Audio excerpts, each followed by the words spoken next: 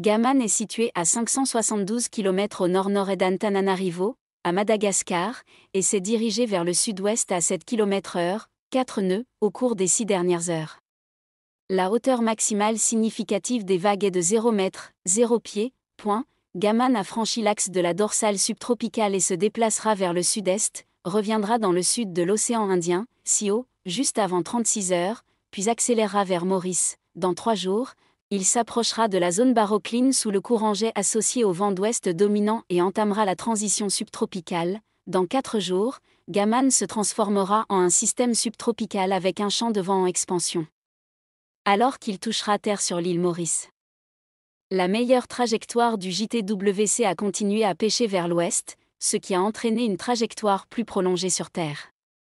Si cette tendance se poursuit, il existe une forte possibilité que Gaman se dissipe avant d'atteindre le SIO. Les modèles de prévision sont en assez bon accord à l'exception notable de la FOM qui maintient le vortex dans un état quasi stationnaire sur la côte nord-ouest de Madagascar. Sans AFOM, l'enveloppe du modèle s'étend sur seulement 189 km de piste en 4 jours, mais avec des vitesses de piste variables, GFS étant en tête du peloton. Compte tenu de cela, il n'y a qu'une confiance moyenne dans les prévisions de trajectoire du JTWC, qui se situe légèrement à gauche et plus rapidement que le consensus pour compenser la FOM.